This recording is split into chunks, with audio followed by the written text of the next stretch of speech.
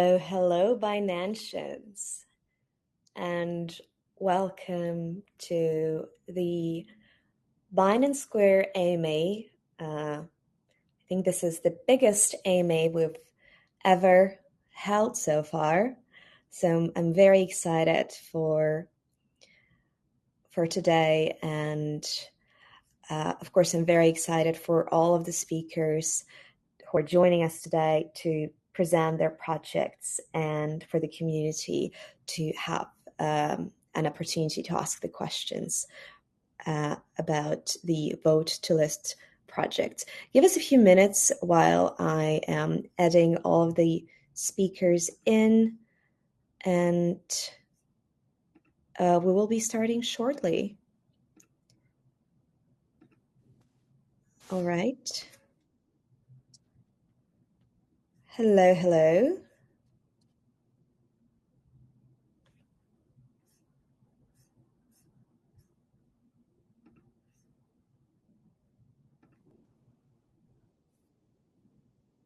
Hey, how's everyone? Right. Hi.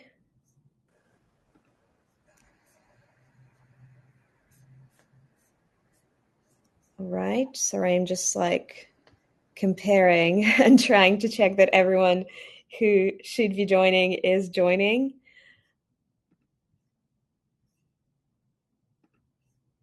Just as here.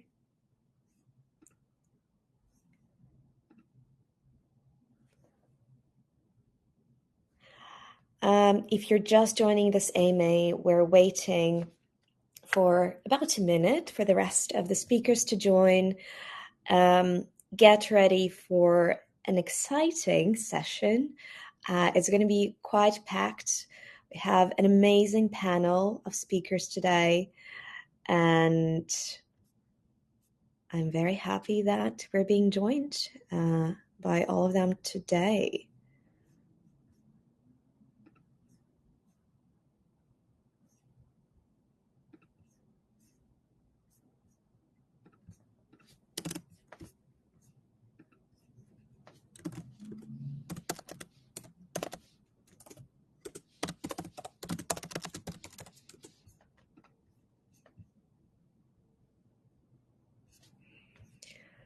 All right.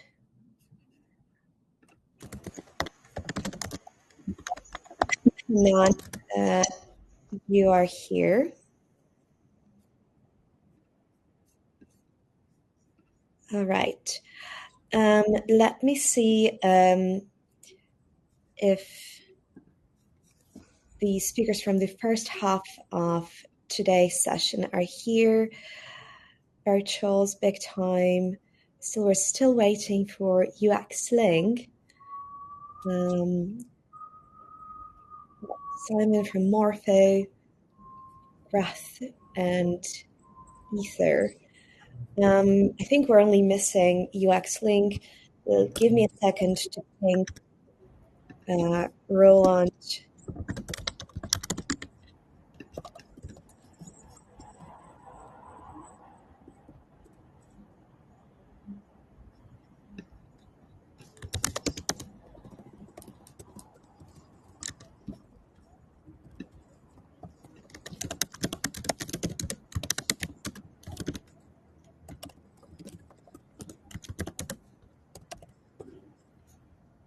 All right.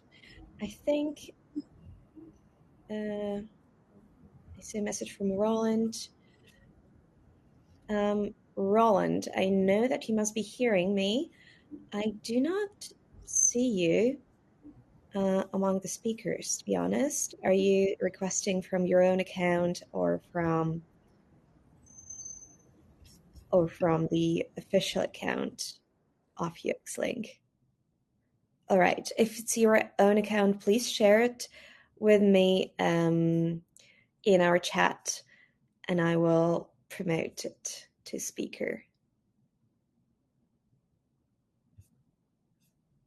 Because we already have quite a few people applying to speak for the upcoming Q&A, so I just want to be conscious and careful.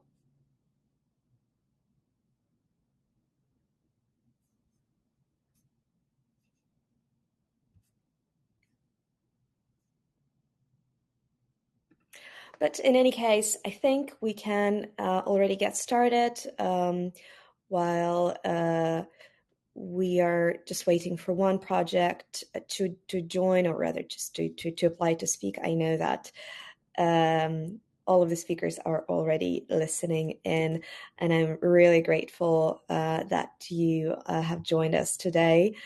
So let me formally greet everyone who's with us here today. Welcome to the Binance Square AMA, which today is held with the second batch of Vote to List projects. We're very excited to introduce 11 out of 12 projects that have been nominated for this iteration of Vote to List. And I'm very thrilled to have representatives from this project joining us during the AMA today. We have guests from Virtuals Protocol, Big Time, UX Link, Morpho, Grass, Ether, Walrus, Safe, ZetaChain, Story, and Plum.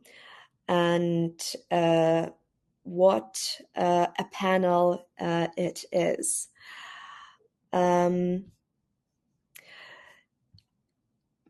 I'm just again seeing a message from Roland. Roland, please send me your account name because I'm not able to check it otherwise. But otherwise, let me proceed with a bit of housekeeping and an exciting announcement that as part of this event, we're going to be giving away $2,000 in USDC in 4 red packets that each are going to be worth $500. So quite a few opportunities to grab some rewards. Make sure you stay in the AMA for a chance to win until the very end. There will be several opportunities, as I just explained, and I will be talking about each one of these opportunities as we go along. And let me just check.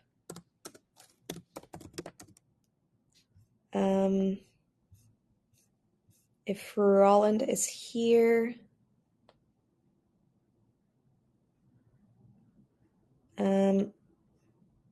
To be honest, I'm still not seeing you, Roland, but let us get started, and I'm sure we will resolve this as we go along with the session. And so since this is quite a big MA, we're splitting the session into 2 parts today to keep it straightforward. If you have any questions for the projects and about Vote to List in general, leave them in the chat throughout the session. I will try to monitor it. Before we dive into that, let me quickly recap what is Vote to List and why we're all gathered here. So Vote to List is one of Binance's recent efforts to give a greater voice to the community. The crypto community is very vocal, and we love that.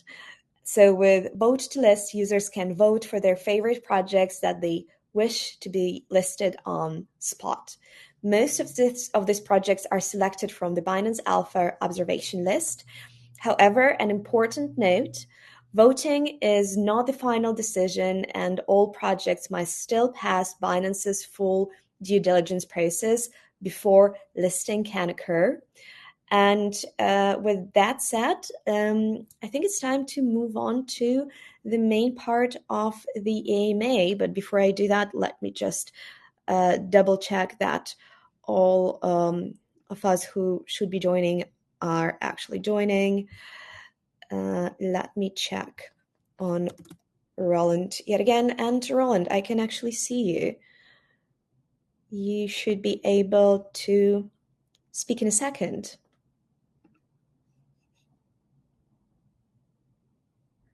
Hi there.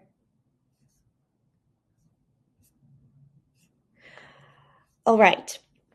I think we're all accounted for. So let me explain how today is going to work. During this AMA, we have 11 projects participating, and Audio Live on Binance Square only supports 10 speakers. So we're dividing this AMA into two parts. In the first part, we'll speak with 6 projects in the order of the vote to list announcement. Each project representative will introduce their project. They will then will take 2 questions from the community by unmuting 2 community members. And each project representative can answer this question, so it's going to be open floor. And then we're going to move on to the other 5 projects, and we'll do the same. So we'll do a quick introduction with each one of them, and then we'll take 2 questions from the community for them. So stay tuned for the whole AMA. As the further along we go, the more rewards there are for you, both monetary and intellectually. There's going to be a lot to learn today. So now I'm ready to invite to the stage representatives of the first 6 projects to answer this question. Can you introduce the project and give us an overview of how it was founded, and also tell the audience why you believe they should vote for your project? And please, a quick note to our guests, please keep your answers short, up to 5 minutes max, so that we have time for the community Q&A and for, of course, all of the other guests to have their chance to speak.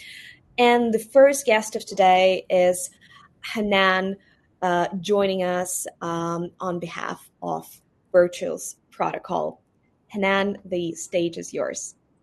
Thank you so much for having us today at Binance Square. Hi, I'm Hanan representing Virtuals.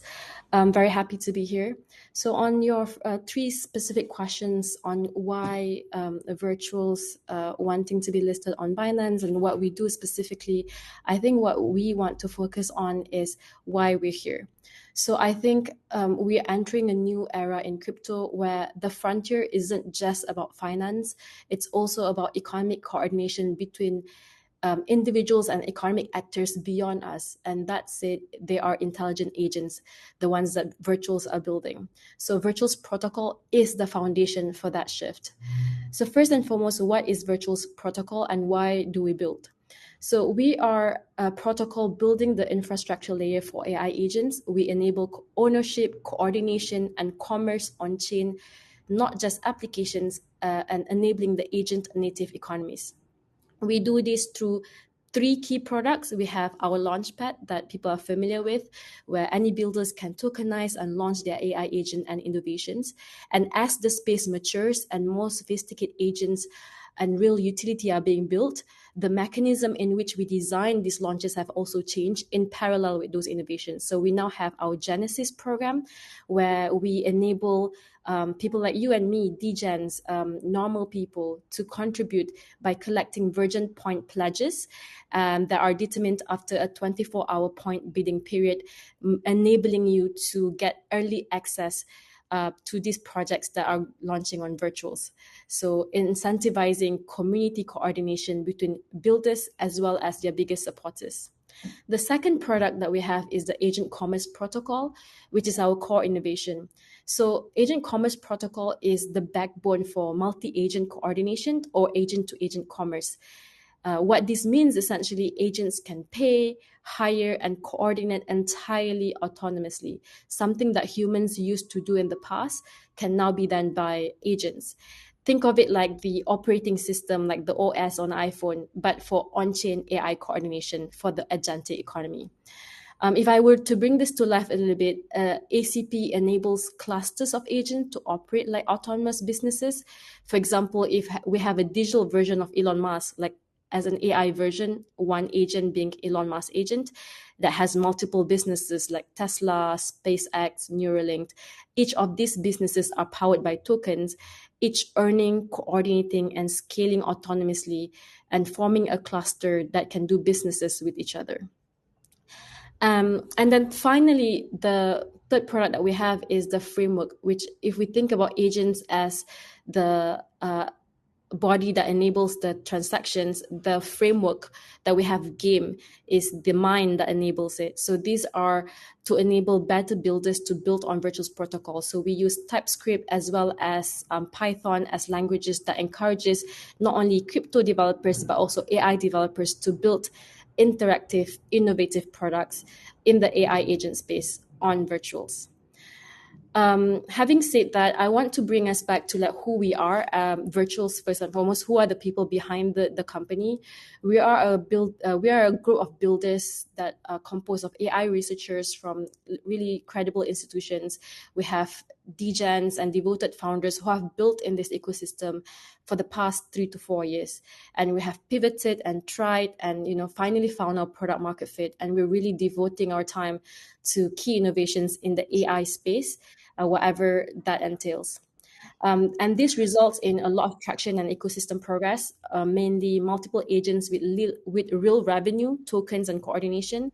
The virtual token in and of itself is shifting from a store of value to currency for agent commerce. We are giving trading fees to our builders. 70% of revenue goes to agents, agent creators, meaning builders that build this get 70% of the trading fees. And we have live experiments, really encouraging experimentation in the space of media, trading, infrastructure, and coordination. And to answer your final question, why this matters, right? So to be part of the Binance ecosystem, I think it matters to support projects and builders who aren't just trends, but also productive economic actors. We want to provide a space for innovative builders, a rail to operate in the next innovation of AI in a secure, scalable, and composable way. So I really hope that you would vote for us. And we are also expanding beyond just Base and Solana, and we're exploring different ecosystem. So yeah, happy to take any questions afterwards. Thank you. Thank you so much for the presentation. And it's really good to see all of the love happening in the chat. And to our audience, please share your thoughts, your questions, and it's a reminder that first of all, you have all of the projects watching, and secondly, we will be having a Q&A part. So with having said that, we're moving on to our next speaker, who is joining us on behalf of Big Time. Please welcome Matt Tongs, who is the Chief Technology Officer at Big Time. Hi, everyone. Thanks. Nice to be here. So just to give you a little bit of context of kind of why Big Time exists, we are big believers in Web3 gaming. And so starting about a few years ago, we kind of looked around, and there were a handful of Web3 gaming projects out there at that time, even including some that we had worked on, projects like Decentraland. But it became obvious that there wasn't really any games in the Web3 space yet that had put enough emphasis on the game itself. There was always a lot more emphasis on the economy, and the game was kind of like an afterthought or left behind a little bit. So we wanted to see what would happen if we brought a lot more time and development effort and talent into that space and built a game that stood on its own two legs. So the Big Time, the game is meant to be an experience that players want to play just because it's fun. And we wanted to see what would happen if we kind of were able to build that experience out in a way that the game is symbiotic with the economy. So obviously the economy is very important as well to us, but we wanted to make a project such that the people that were mostly interested in interacting with the economy had a little bit better experience because the game experience was better. And on the other side of things, the people that were mostly interested in interacting with the game had a better experience because the economy was there. So it should be a symbiotic value add. And what I mean by that is, imagine you're a game player and mostly you're just playing it because it's fun and it's free.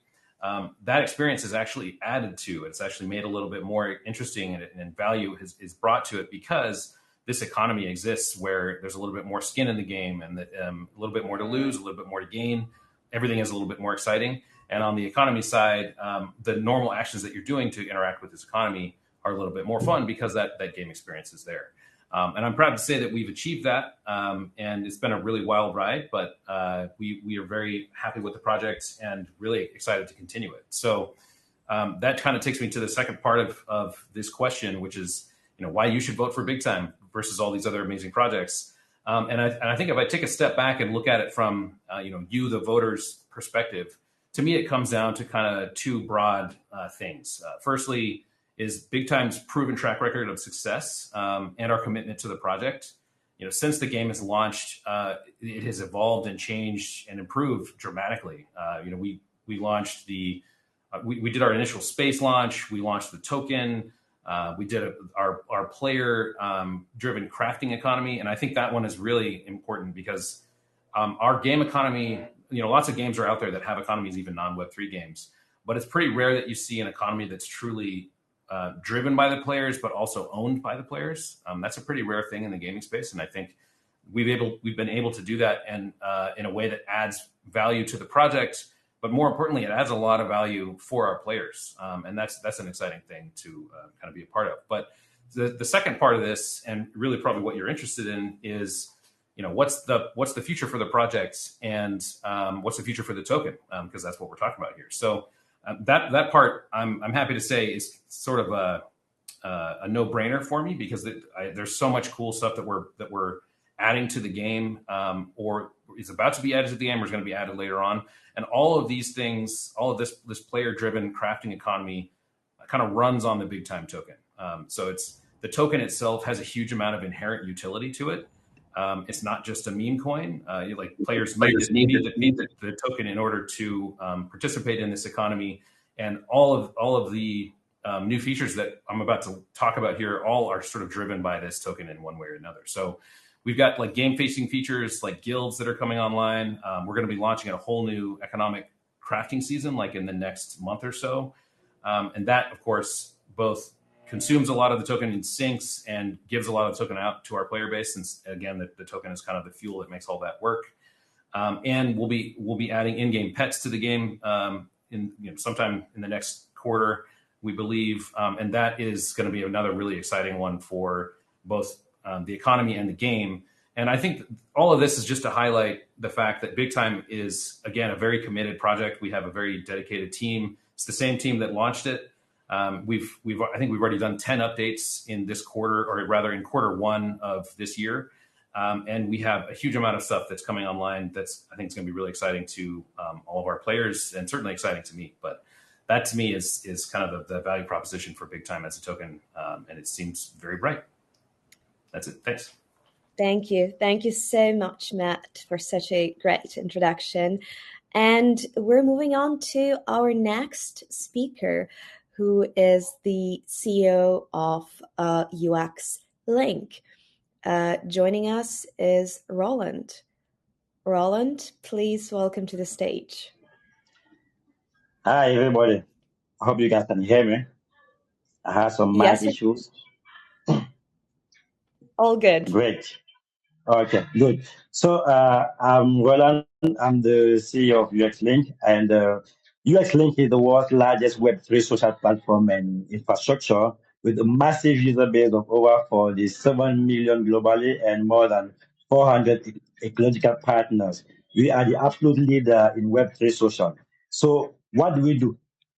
UX Link team has a background of a strong experience all the way back to Web 2, where we developed applications serving over 100 million users globally with points and reward systems. So coming into Web 3, we realized one of the main pain points of Web 3 and crypto was user adoption, was user onboarding. So with our experience into driving growth, we actually decided that we will now focus on that same growth on Web3 space. So we just specialize in user growth and user mass adoption, and we stand as the gateway between Web 2 and Web 3, providing a seamless and intuitive experience for both users and developers. We also empower our community members to become influencers within their own respective zones, and we help Web3 projects achieve rapid user growth in a cost-effective manner. So that has made of that has made us now one of the few projects that have actually experienced a large transaction volume and substantial price increases since our ICO. And our project actually remains exceptionally attractive to investors thanks to its low FDV, offering an increasingly cost-effective way, like entry point to the new users and investors. So UXLink also is a solid project which not only generates income and profit, but also continuously innovate in this dynamic market. We are currently based in Tokyo and Singapore, but we are deeply rooted in the Japanese and Korean market, especially with a stronger momentum in Korea, giving us a solid presence across Asia. So what do we provide? We actually provide for both users and developers, as I said earlier. And for users, we actually focus on providing a seamless user experience where our platform abstracts all the complexity of blockchain technology, enabling users to engage with various DApps and Web3 platforms using their existing social accounts and validating transactions using the UX link token without the need to understand the underlying technical details. We've implemented a series of protocols under the label OAOG, One Account, One Gas, which ensures a smooth and intuitive experience across all blockchains.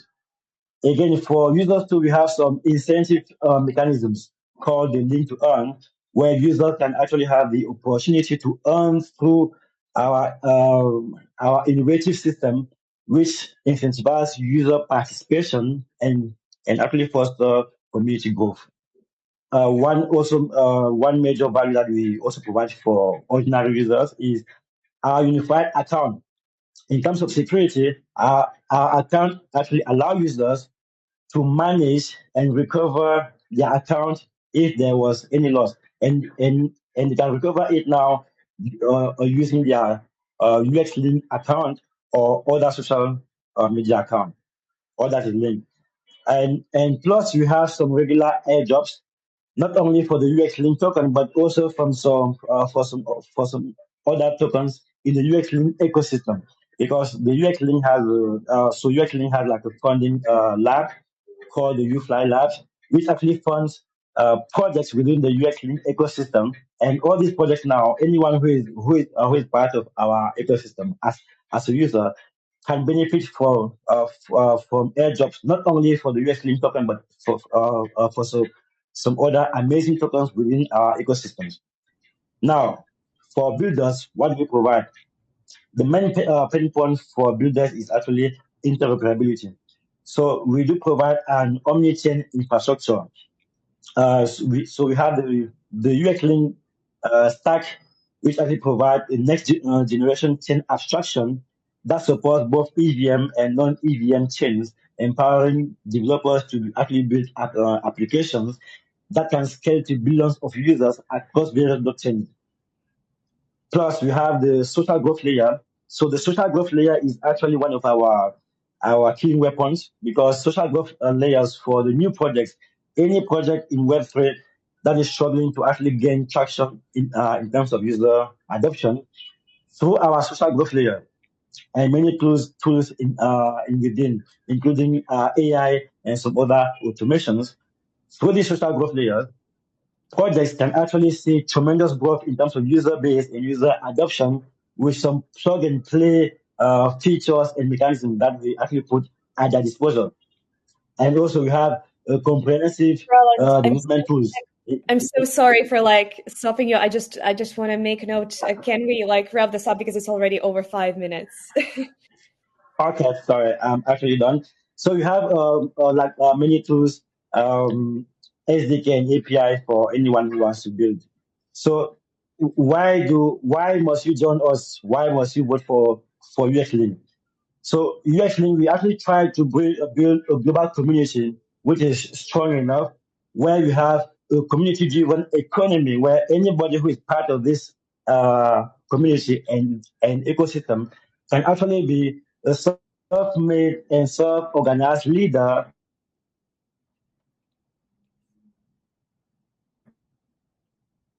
Thank you, Roland. I'm not sure if it's my connection, but thank you so much for introducing UX Link to us. And we're moving on to the next speaker. Please welcome Simon, who's head of marketing at Morpho. Hey everyone.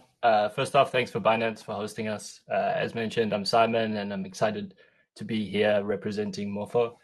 I'll start with sort of why Morpho was founded and then dive into a bit about the project. So actually the 4 co-founders founded Morpho while they were at university. They believe the traditional financial system was not open, efficient, or resilient, and Morpho was a solution to this. And so it's gone through a few evolutions. In 2022, Morpho began as an optimization layer on top of existing lending protocols, such as Aave and Compound at the time. However, we quickly realized DeFi needed something far more ambitious if we were to compete with traditional finance. Since then, Morpho has evolved into a completely independent lending protocol, so not to be confused with the first version, which is now deprecated. The latest version of Morpho, which some of you are probably familiar with, launched in January 2024 and grew rapidly to 5 billion in total deposits in just a year. Morpho is now the largest or second largest lending protocol in the world and is the first and only protocol to be directly integrated by Coinbase to offer its users access to on-chain loans. Where it differs from other lending protocols, so unlike others, Morpho is designed to be an infrastructure rather than a managed product. It's immutable, permissionless, and externalizes risk management. And the goal with Morpho is not to build a single consumer application, but actually provide lending infrastructure to businesses so that they can bring the benefits of DeFi to billions of people around the world. As a result of its design, there are several other lending protocols in the space that are actually building on top of Morpho, so including Compound, Sky, Spark, Moonwell, Seamless, and more, who have adopted the Morpho infrastructure and focused on UX and product on top of Morpho. But it's not only DeFi projects building on Morpho, but as mentioned, so are major exchanges. So for example, Coinbase directly integrated Morpho to allow millions of users to get a USDC loan against their Bitcoin directly within the main Coinbase app, which is the first of its kind sort of integration in the space. And we're really, really proud of that one. The product launched earlier this year, and there's already almost 100 million in Bitcoin used as collateral to take out USDC loans. Morpho is now in the middle of like a multi-chain expansion to bring its infrastructure to dozens of new chains, including World Chain, Unichain, Inc., OPNet, Mainnet, Plume, who's actually also nominated here, and many more. Although Morpho's growth has mostly been within the crypto circles, we think that its ambitions go well beyond this. So the aim of Morpho is not to become just the back end of DeFi, but for the entire financial system. So for me, it's like if you want to vote for Morpho, I think if you're aligned with this vision, then I encourage you to vote for Morpho, and we'll continue to deliver it to the world. Thank you so much, Simon. And before we move on to our next speaker, I just want to announce, well, the first surprise that we have for our listeners today. And that is the first red packet code of today. So I will read it out in just a second, where you will be able to claim up to $500 in USDC in rewards. The number of prizes is limited, so it's first come, first served. So listen closely. Once I read out the code, here's how you can claim the red packet. Log into your Binance app, tap the pay icon, go to red packet, go to receive, enter the red packet code, and tap claim now. Then tap open to claim the red packet. And attention please, this is just the first red packet of today. It's vote to list to. So the red packet is vote to list 2. I'm going to send it in the chat in just a second, but I'm just waiting for all of those who've been listening. Thank you to Ether for sending it in the chat. And here it is from me. All right. So on that beautiful note, we're moving on to Andre, who's the CEO and co-founder at Wind Labs, and he's joining us on behalf of Grass today. Hi, Andre. Hey, thank you so much for having me, and thank you to everyone here for coming out. What an exciting event that you guys are throwing here. So anyways, I'm here to talk a little bit about Grass and hopefully answer some interesting questions. Grass is a network of millions of nodes distributed around the world that anyone can join. All you need is a residential internet connection. And by joining the network, all you're doing is actually renting out some of your unused internet bandwidth, and in exchange, earning ownership in the Grass network. Now, by getting millions of users around the world to contribute a little bit of unused internet bandwidth, you're actually enabling some of the largest AI labs in the world to collect massive multimodal data sets for AI training, as well as real-time data retrieval for giving LLMs real-time capability. The reason we started working on this is because, this is something that a lot of people don't actually know.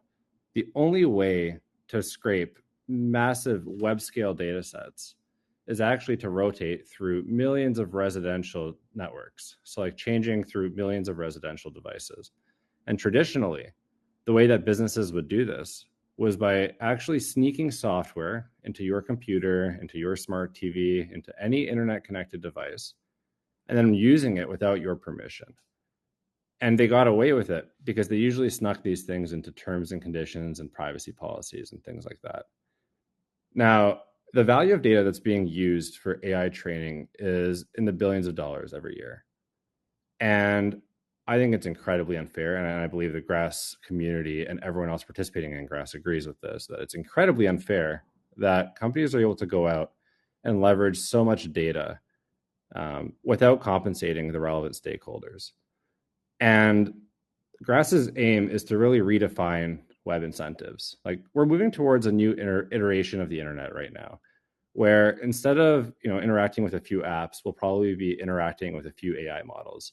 These AI models are going to have a lot of power. They are going to accrue a lot of value.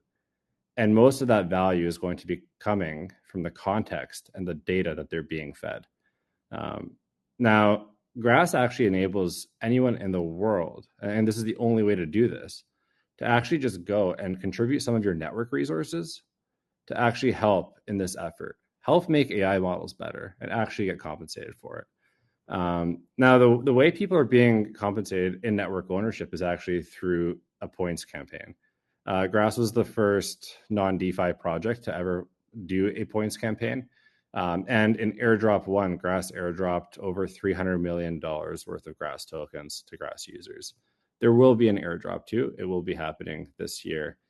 We're always excited to give users of Grass easier ways to interact with the protocol, which is why we're so excited by the opportunity to work with notable exchanges such as Binance. That being said, thank you so much to everyone for coming out. Thanks to the Grass community for showing up. And if you guys aren't part of Grass, it's really simple. Getgrass.io. Soon it'll just be grass.io. I'm going to announce here that we just acquired the domain. So anyways, peace out, and I'll be answering some questions. Fantastic. Thank you a lot, Andre. And we're moving on to the last speaker, but not least, of the first part of today's AMA, and that is Mark Ryden, who's the co-founder and CSO at Ether. GM, can you hear me okay? Yes, we can hear you well. Awesome. Yes, Mark here, co-founder and CSO at Ether. Thank you very much, Binance, for hosting us. Thank you to everyone who's voted for us so far. If you haven't voted for us, hopefully learning a little bit more about what you do will push you over the line. So what does Aether do? We are a distributed GPU infrastructure project. You can think of us like an AWS or a Google Cloud, except we focus exclusively on enterprise-grade GPUs, and we don't actually own any of those GPUs in our cloud. Some people say we're like an Airbnb of GPUs, but I actually prefer a booking.com analogy. Airbnb aggregates rooms in regular people's homes. The GPU equivalent of this would be a gaming PC, right? Because a gaming PC has a GPU that's sitting inside someone's home. Booking.com aggregates rooms in a hotel. The equivalent here would be a GPU in a data center.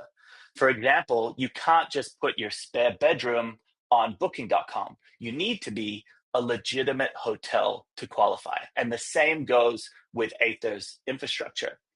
All of the infrastructure connected to Aether is enterprise grade. It's sitting in data centers capable of meeting the strictest performance and quality standards of the biggest tech companies in the world. This is one of the reasons why we've been able to generate over 105 million in annual recurring revenue, one of the highest revenues in the crypto space, all because we can serve our infrastructure to the biggest companies in Web3 and Web2. So how were we founded? Where did we start? Well, we started in 2020 deploying enterprise-grade GPU cloud for gaming companies. It was effectively distributed cloud gaming, and it's actually still a really big revenue generator for the company today. My co-founder, Dan, and I are big gamers, and the idea that people couldn't play games that we loved simply because they didn't have a really expensive gaming PC or they didn't have an expensive mobile phone was a problem that we really wanted to solve. So we built out a GPU cloud that allowed us to do remote game processing, essentially taking the game processing requirements away from the user and doing it in the cloud. It allows any game to be played on any device instantly. And with the cost efficiencies of scaling infrastructure in a decentralized way, we could finally solve how to get this technology into emerging markets, for example, like Southeast Asia. It also just so happened that a high performance enterprise grade GPU cloud was also super valuable for AI. So we scaled that up as well. And it's been an absolute kind of rocket ride ever since. So why should we be on Binance? Well, I think of it like this. AI is one of the most valuable technologies and industries on the planet, and GPUs are the engine powering all of it. Sam Altman and OpenAI recently released their 4.0 image generation model. I'm sure that you guys all saw the Studio Ghibli art that was kind of going crazy across Twitter. Well, alongside the popularity of that release, the biggest topic on Sam Altman's lips was that they didn't have enough GPUs. He was asking everyone to slow down on the image creation process and literally reaching out to the public on Twitter to see who had GPUs that they could borrow. Well, this problem is exactly what Aether solves. Instead of idle GPUs sitting in data centers, just wasting space, we can pull them into our cloud no matter where they are and make them available again, adding supply back into the market. This is a critical global need, and Aether has the largest, highest performance decentralized GPU cloud in the world. If we want to continue to have access to powerful AI tools, if we want to have access to decentralized AI in the future, we need a consistent and available supply of GPUs, and Aether makes that possible. I honestly believe that we're solving one of the world's most important challenges, and one that you need Web3 to solve. We'd love to solve this challenge while serving the biggest tech companies in the world and do it on the world's biggest exchange, which is Binance. Thank you very much, and please send a vote to Aether. Thank you. Thanks a lot. And that is the first half of our speakers for today. So now we're getting to the first Q&A of today. And we are going to be unmuting 2 audience members to ask their questions for the projects. This is how it's going to go. Please send your question in the chat first. And also apply to speak. I'm going to be cross-checking the questions in the chat and also your application. Please keep questions relevant to the projects. And to all of our esteemed speakers, you're all welcome to respond to the questions raised, even if they are only addressed to a certain project. I'm sure they would still be relevant for all of you. We want to give this as a chance to kind of present more about your project. So let me check who is currently asking their questions and applying to speak. All righty, quite a few applications. Just as a reminder, if you're asking a question, do not only send it in the chat, but also actually apply to speak. This is the only way we can get you in. And while you're all coming up with questions, I'm actually going to add UX link. And that is Roland, who we already heard from today, who is asking, who's now joining from the official account. And let's get a question from Antonio 100. Hi there. Hey, please ask your question. Yeah, so my question is for everyone. Everyone can answer. And what's one metric that you track that no one else in crypto talks about but should? So one metric in crypto that everyone should track. Hey, I'm happy to take this. Oh, you go ahead. Okay, You go ahead. please. I honestly, Grass, I see you jump in, and I know you're going to say the same thing as me. And I want you go first, please. All right, sure. I'm gonna give a metric that is very specific to Grass before Mark gives one that's specific to Aether. So actually, Grass, just like Aether, is a protocol that sits at the interface of a lot of things that are non-crypto and is bringing a lot of real-world problems on chain in order to solve them. For Grass in particular, Grass is actually one of the largest, if not the largest, distributed web scraping network in the world. You can go to the Grass Foundation's website and actually track the network's stats on that page and see that the network is scraping currently over a petabyte of data per day. For those that aren't familiar with the term, that's over 1 million gigabytes per day. And, you know, one of the things that a lot of people kind of miss is actually the fact that 100% of the data scraped by the Grass network is demand driven. So to get a very good idea of how well the Grass network is doing on any given day, the best way to do that is to just go and check out the amount of data being scraped. And I'm here. No, I love that. I love that metric. The amount of data you guys are scraping is insane, and it's all crucial for the growth of the AI sector. So it's if you think about AI, we've got models, and they need 2 other things: GPUs and data. And we love that that you guys are providing so much to that. I was going to give a bit of a cheeky answer. The question was, what metric do our projects track that no one else tracks? Well, I'm not going to say something that no one else tracks, but I will say that we should focus more on this as a community, and that is looking at the revenue that projects are able to generate. I think we need a focus in this sector on projects that have the fundamentals, that are real businesses, that are providing value and that are sustainable. And I think we should be looking at these metrics like revenue, something that Aether's focused on a lot from the beginning.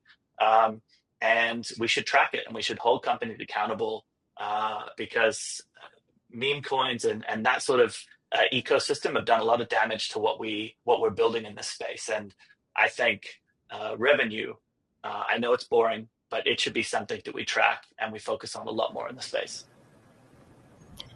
Thank you. I can jump in here if you want.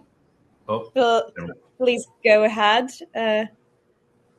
Let's do big time first, and then Hanan, you can go from virtuals.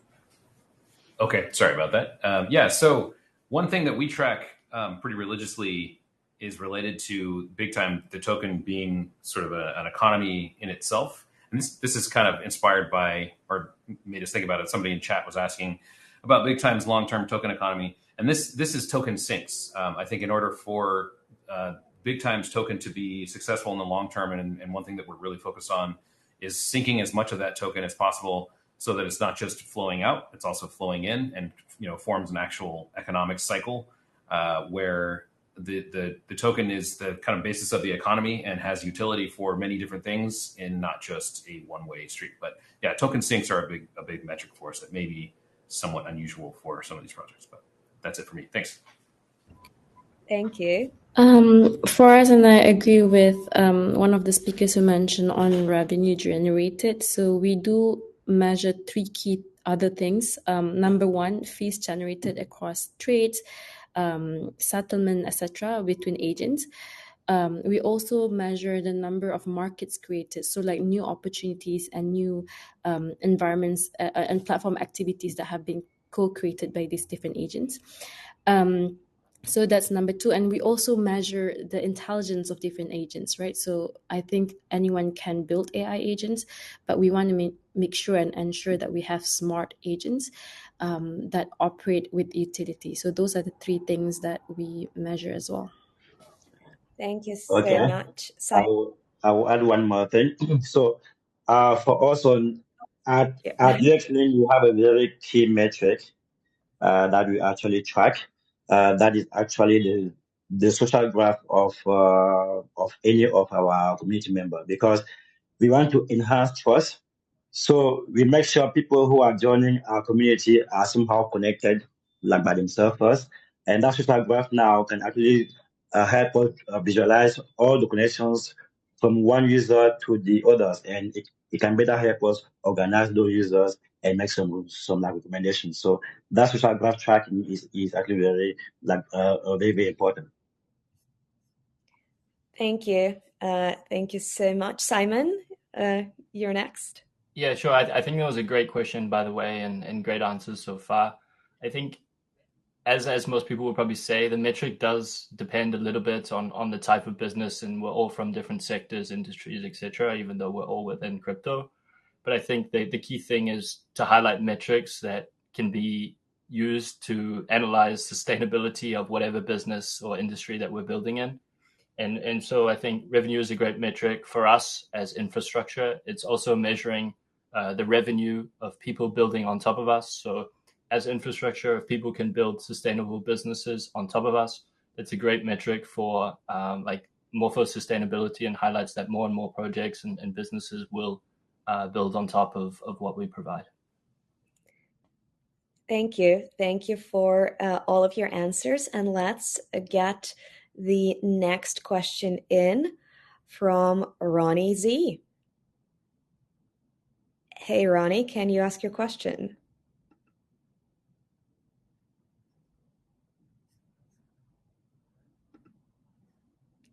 Let's give it a second more while Ronnie is trying. Hi, Ronnie. Yes, we can hear you. Okay, I want to ask a question from Story Protocol. Is there any guy from Story Protocol? No, so actually Story Protocol is going to be in the second part of today's AMA. Okay. But you can let me ask from Morpho Labs. As DeFi continues to grow, user education becomes even more critical. How does Morpho Labs educate its users about safe DeFi practices And what resources do you provide for the newcomers?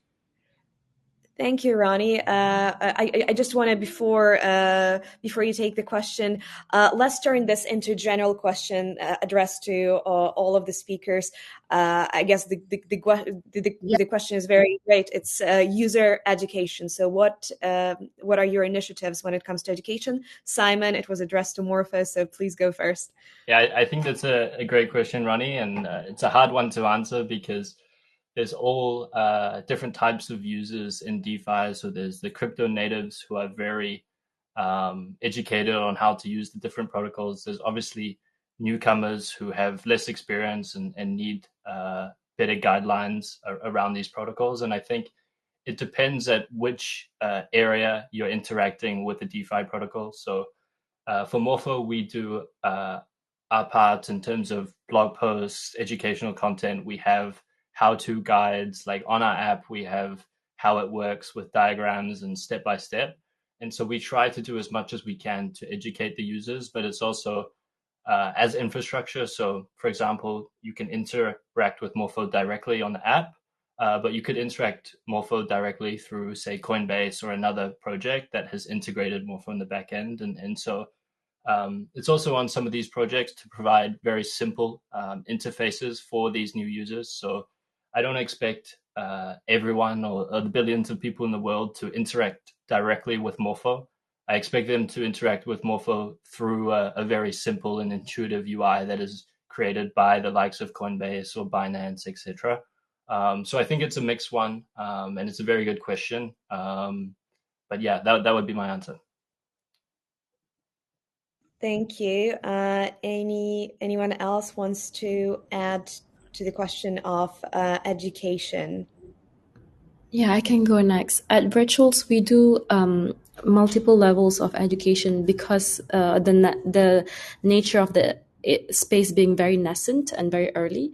So we have grassroots activation, obviously people from the ecosystem team going on the grounds and educating different builders as well as users. We also have a program called Virtuals Partners Network, where we recruit key domain experts across 4 different verticals, namely investors, academics like the ones from Stanford and Oxford University. We have domain experts like market makers from Wintermute or researchers from JP Morgan and the likes of really credible analysts.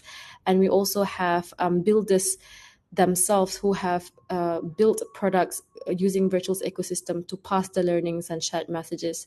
So we do this really hands-on at the minute because of the nascency of the industry.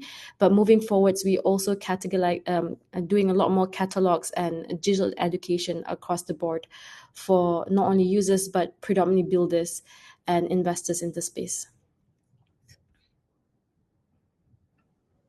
Thank you. Anyone else wants to add? Yeah, I think I can go next. You explain. Sure. Go ahead, Roland. Okay. So for us, I think education is actually like very, very key. Even though we do abstract all the complexity of blockchain from the users, but sometimes you have to explain some of the logic. So whenever people have questions, either users or developers, they have like 3 ways to actually reach out to us. We do have a unique way to get closer to our user is through Telegram groups. We have thousands of Telegram groups where any user, whenever they have a question or whatever, we just post there. If you have a new information, so we just post there in a group. You have group like group for like complaints, group for new releases, and also you have our Twitter page and some other blogs. So blog can be like technical blogs. It can be some new features. So we have some constant updates and education with the new user. And sometimes once in a while, we actually go on site. We have some on-site events, like in South Korea and some other countries, where we actually meet users, interact with them, and listen to their problems, and then provide solutions to those problems. That's the different way that we actually use at UX Link. Thank you, Roland. I think Andre, you were also unmuting yourself. Yeah, I was. I think it was a great question actually about user education.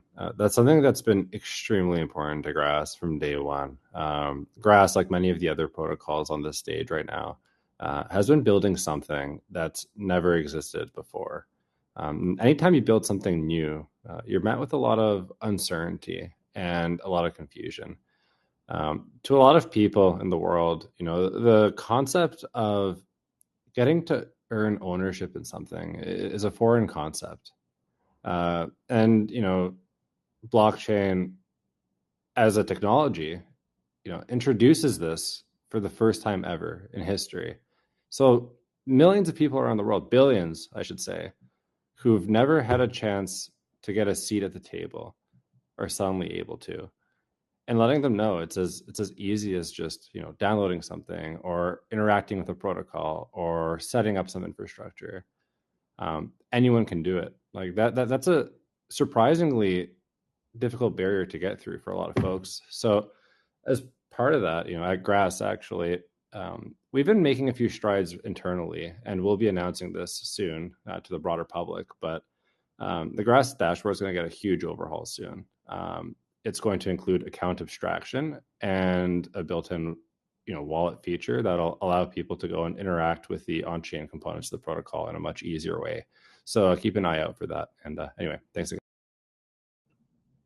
Thank you. Thanks a lot, Andre. I think we only got Matt and Mark who haven't added anything. Do you have anything to say on the question of education and I guess like interaction with the community as well? We can broaden this up. Sure.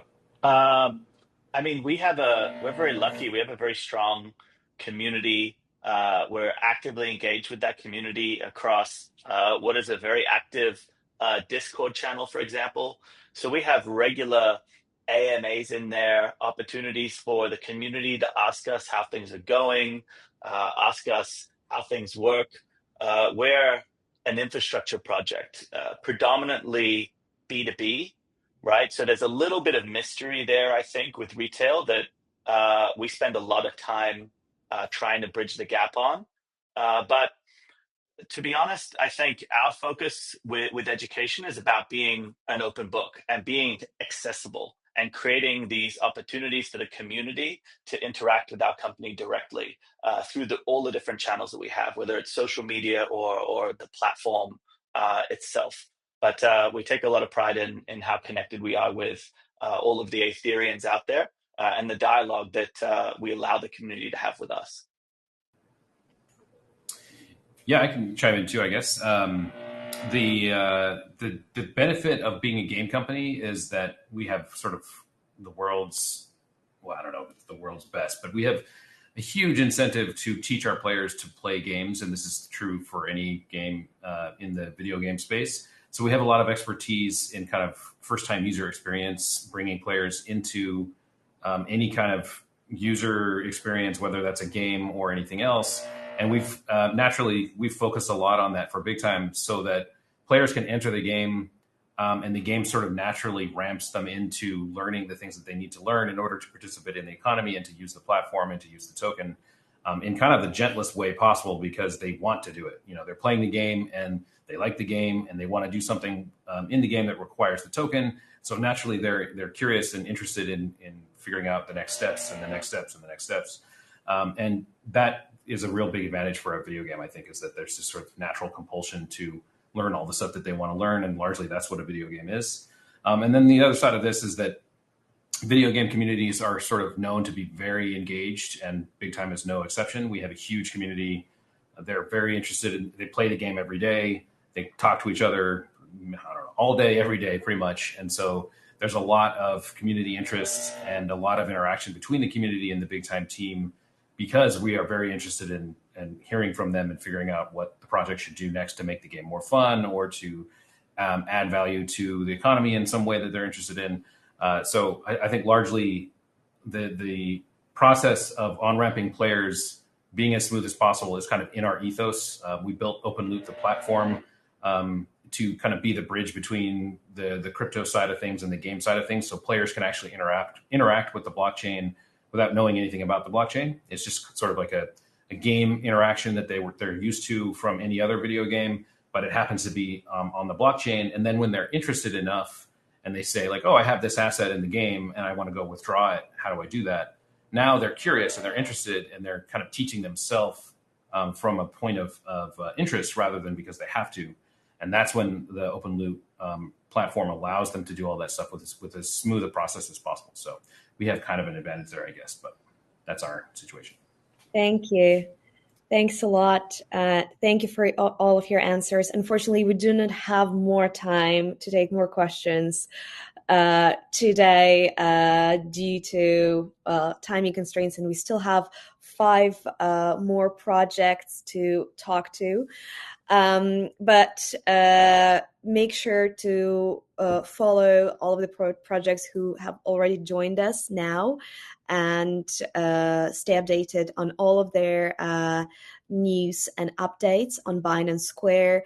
And I know some of the projects might also be planning AMAs of their own, where they will be introducing their projects in greater detail. So having said that, it's time to wrap up the first part of today's AMA, but still stay here.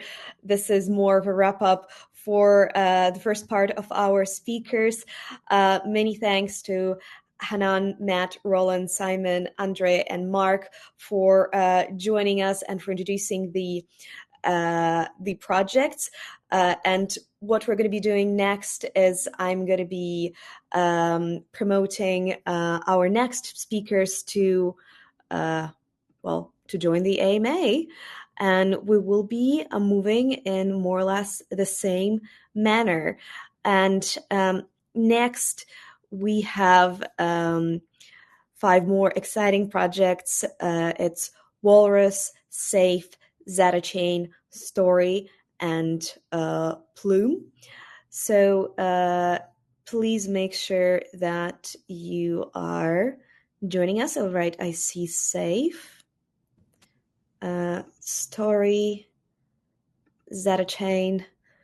I think we're still pending Walrus, but and Plume is here. All right, so we hit the limit of speakers. So I sadly have to say bye for now to all of the wonderful projects that we just talked to, and remove them from speakers. Thank you so much. Have a good one, guys. Thank you. Thanks a lot. Give me a second. All right. Oh, and we got Walrus.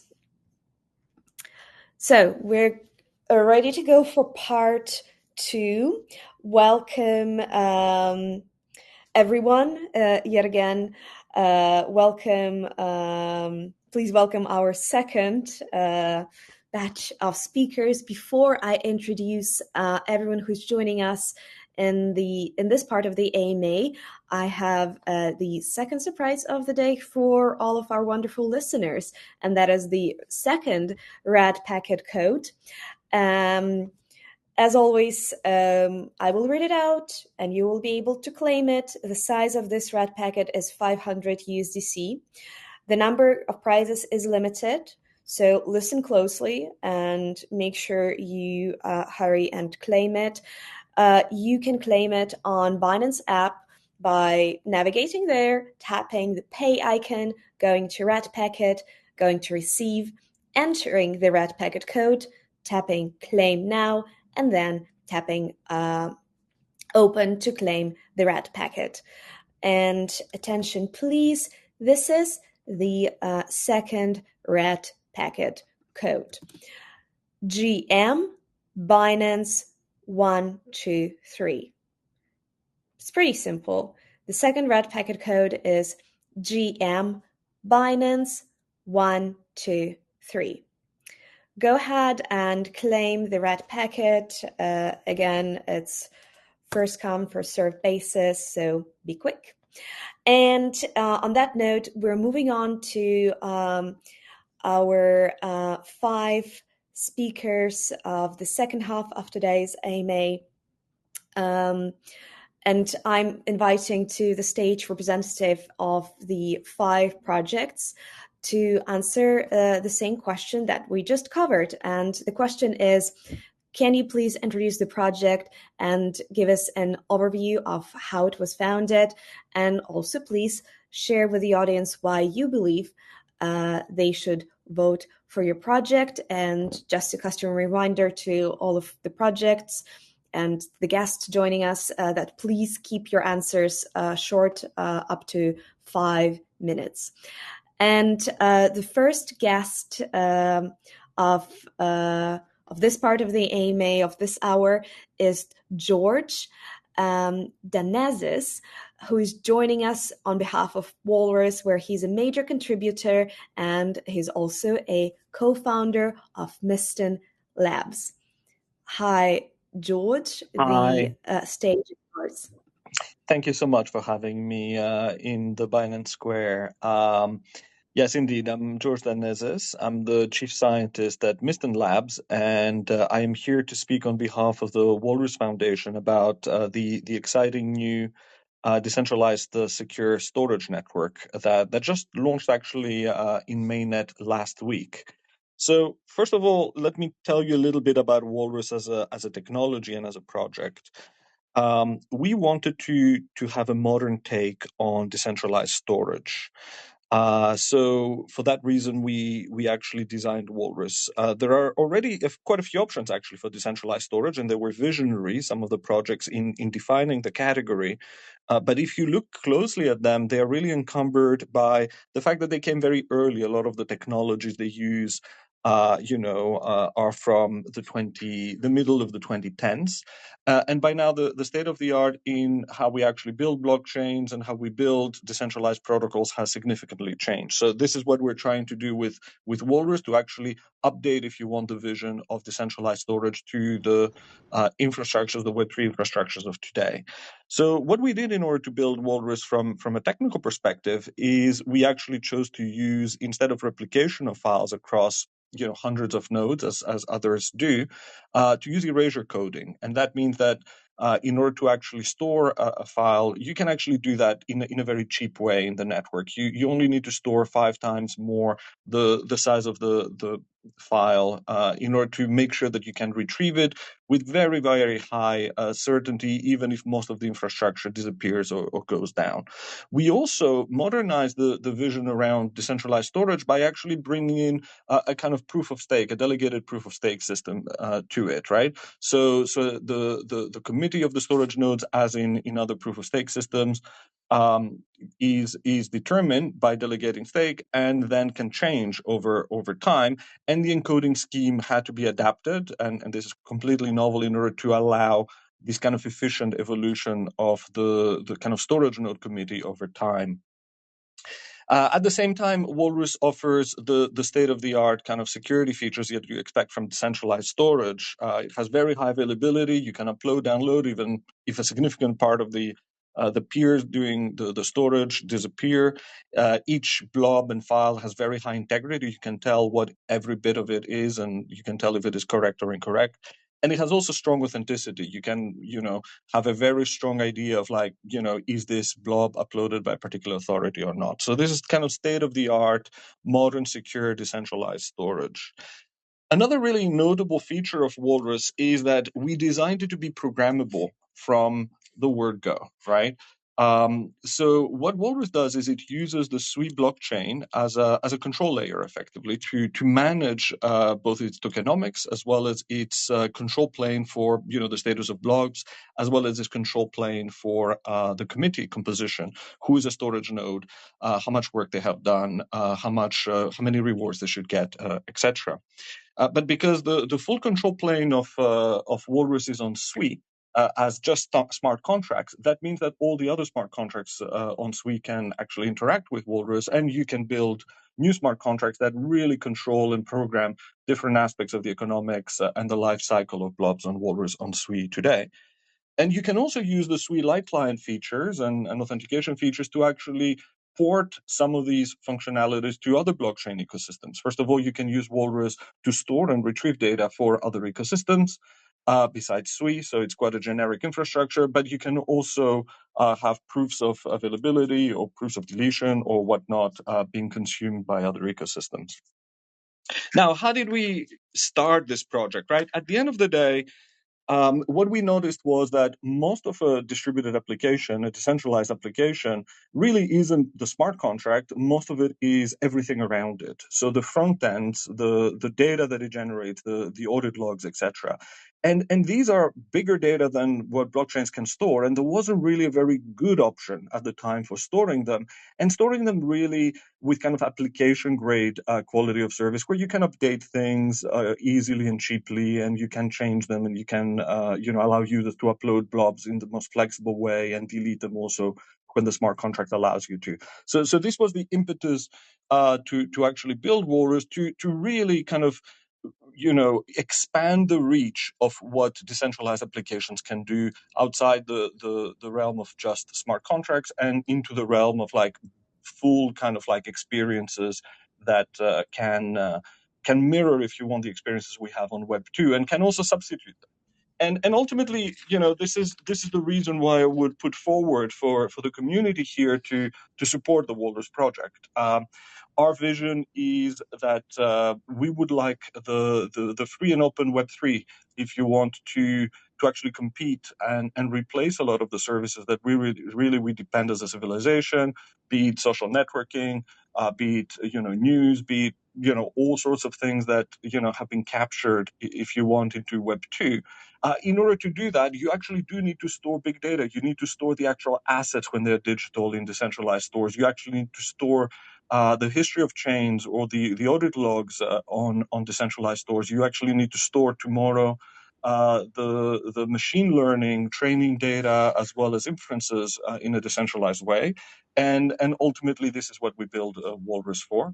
Mainnet, as I said, is live. Folks can head to docs.wall.app and start uploading blobs and downloading blobs and start using it. You can upload your own Walrus site to try it out, and I welcome everyone to give it a try.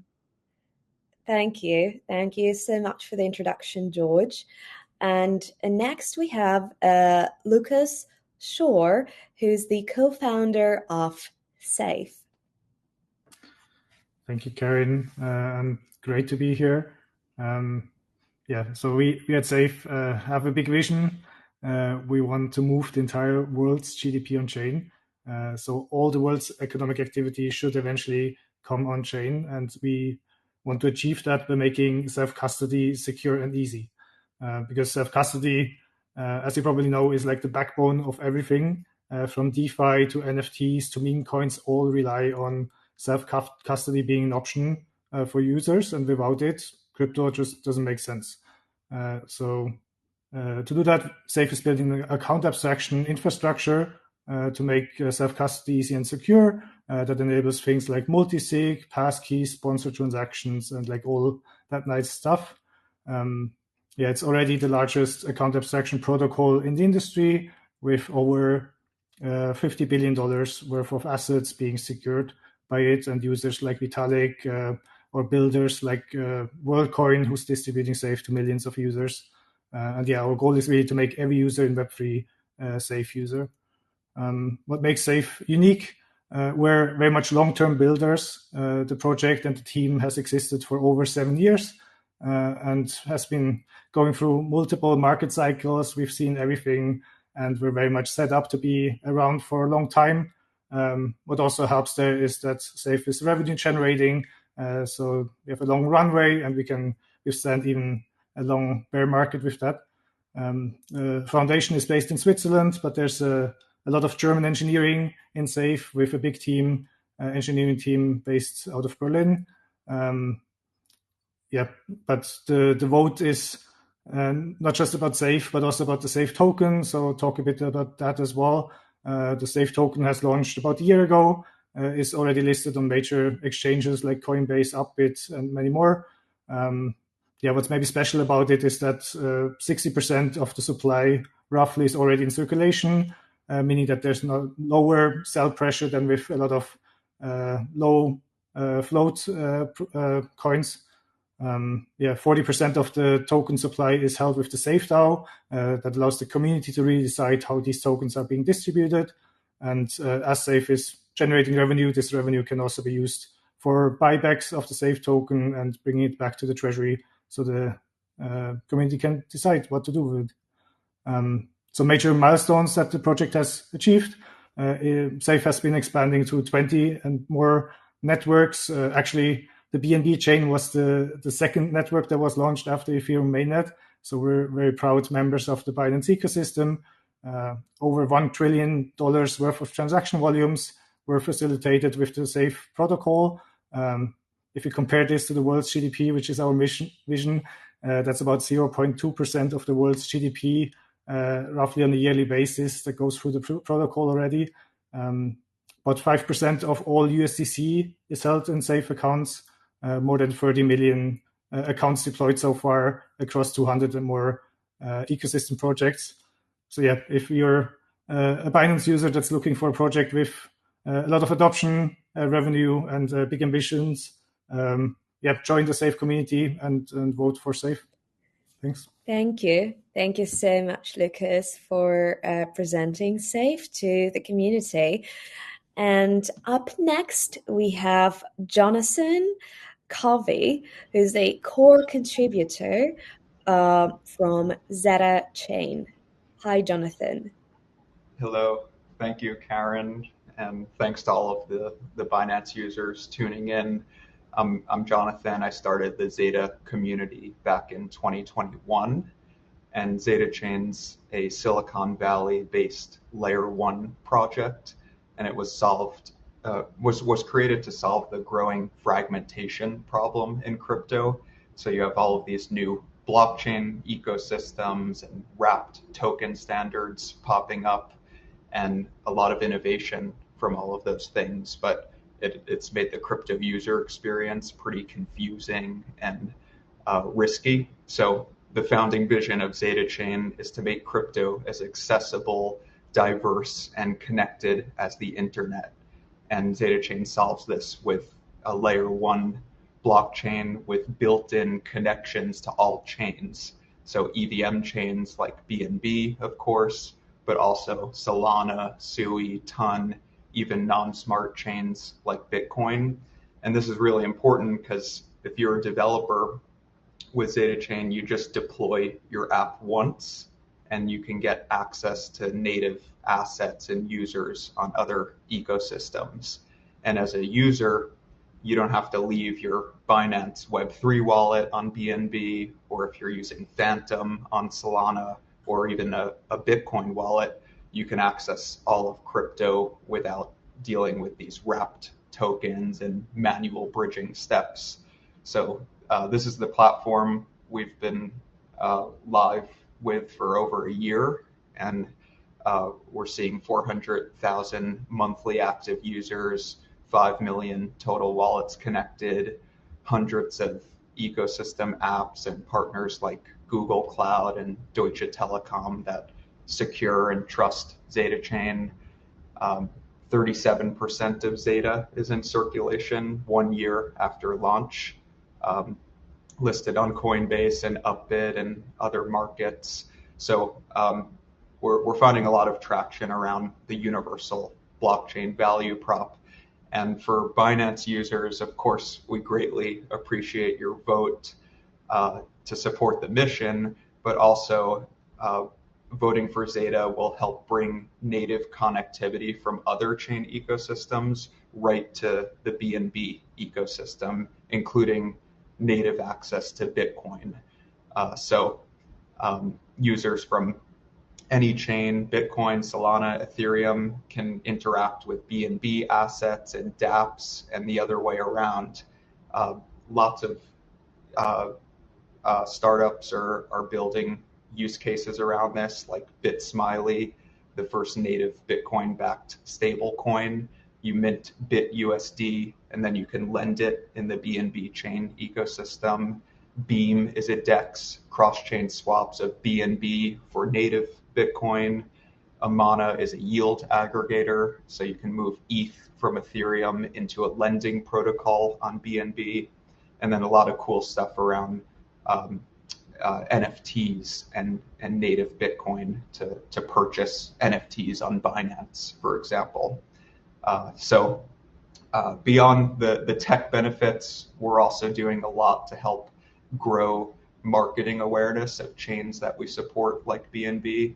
We did a kickoff party in San Francisco with the BNB chain team, and can help drive awareness in the Silicon Valley and the US. So yeah, check out our Binance Square introduction article pinned to our profile, and there's a bunch in there about the core contributors and roadmap and ecosystem. Thanks so much. Thanks a lot, Jonathan. Thank you for the introduction. And we have two more speakers today. I'm sure you are very excited to hear from them as well. But before we do that, I just want to surprise you with the third red packet of today. And as previously, I'm just going to quickly run you through the instructions because I saw some questions in the chat.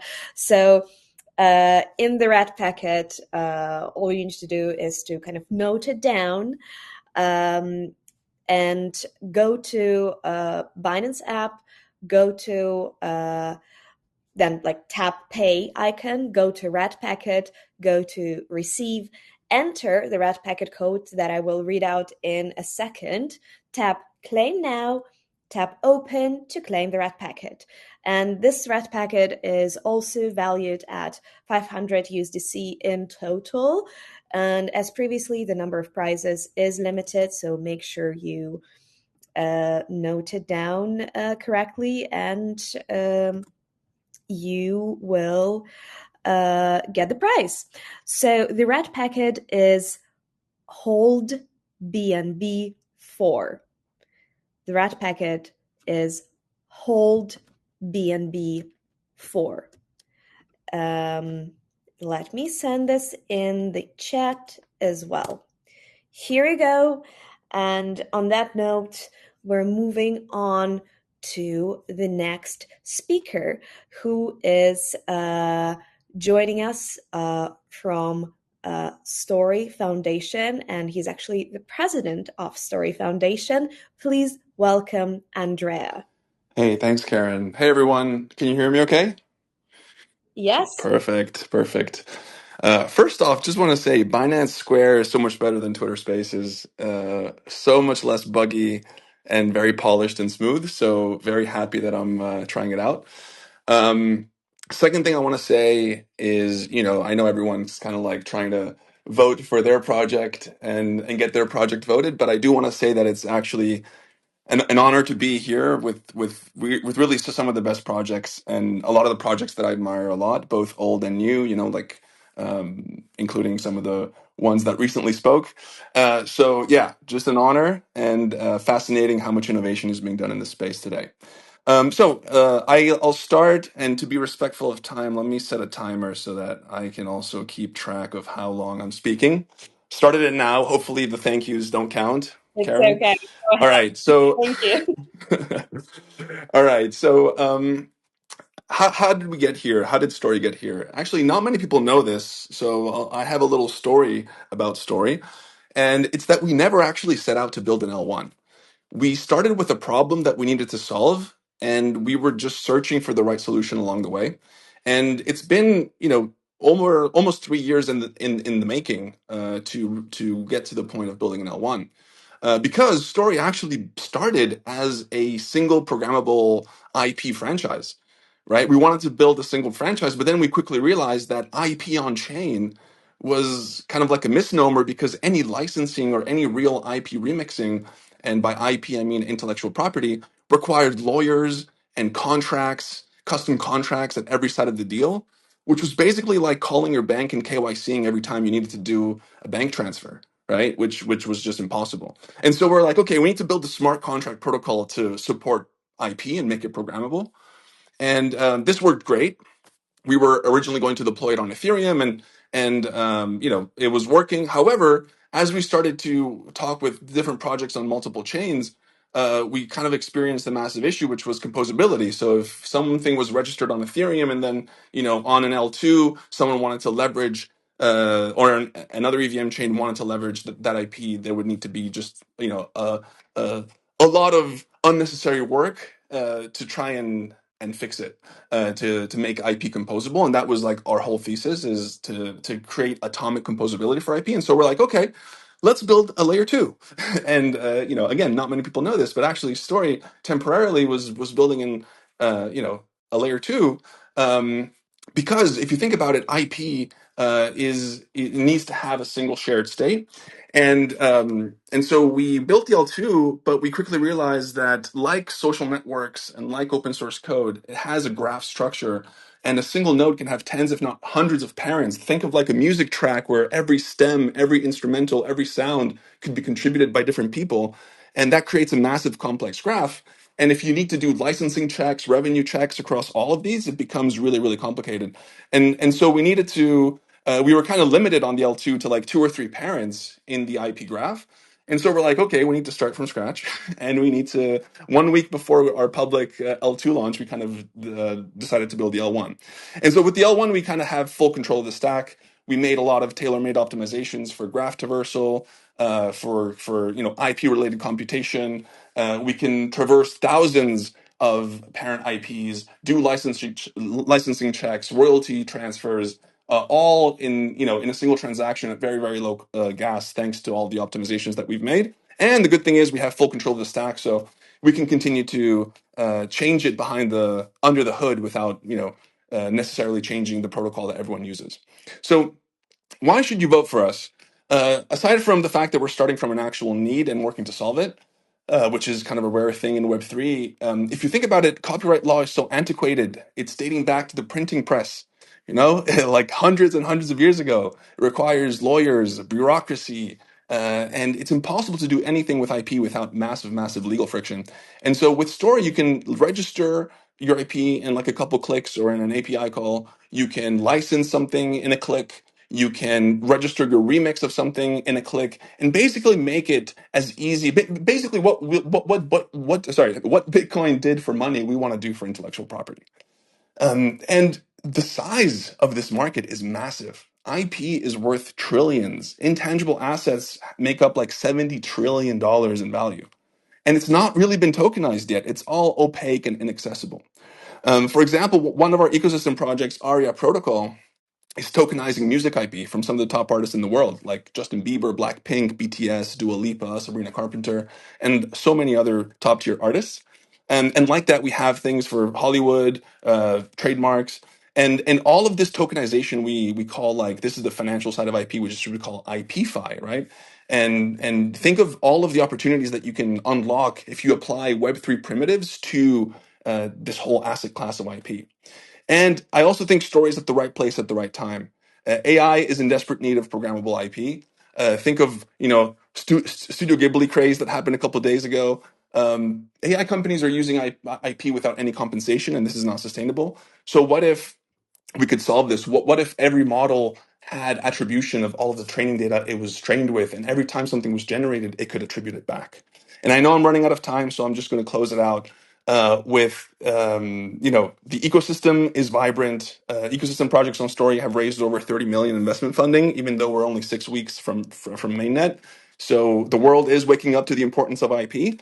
And very recently, we were very surprised to see that we made the Grayscale, which is one of the leading asset managers in the world, in their top 20 list. And this list was specifically built on tokens that reflect real world, non speculative applications of blockchain technology. So to summarize, we're at the right place at the right time, and we're really trying to make a multi-trillion-dollar asset class liquid and easily transactable, like Bitcoin did for money. We want to do for intellectual property. Thank you. Many thanks, Andrea. Thank you for the answer. And we are moving to the last speaker of today. Last but not least is the co-founder and CEO of Plume. Please welcome Chris Yeen. All right. Hello. Can you guys hear me? Hi. Yes, we can. Please go ahead. All right. Well, thanks so much for having me. And look, I'll keep it short just because I'm sure you guys are tired of hearing us yap all day about our projects. But look, maybe to cut to it. Boom. What do we do? Yeah, we focus on RWAs, right? We focus in Plume as an ecosystem, a network, and a chain ultimately focused and designed on making it easy to access the reward on chain, right? We have over 200 protocols building on us today, representing over $10 billion in assets. We've got the largest community in RWAs, millions of followers on Twitter, and millions of users on testnet, 100 millions of transactions, and of course, we've got backing from some of the largest financial institutions in the world, folks like Apollo Global, the largest private equity firm in the world, Brevin Howard, Fidelity, and also a lot of the greatest crypto native firms as well, right? Han Ventures, Galaxy Digital, Superscript, Hashkey, and a bunch of those. So that's kind of the short story on Plume, right? Now, maybe zooming out for a second. Why does anyone care about RWAs, right?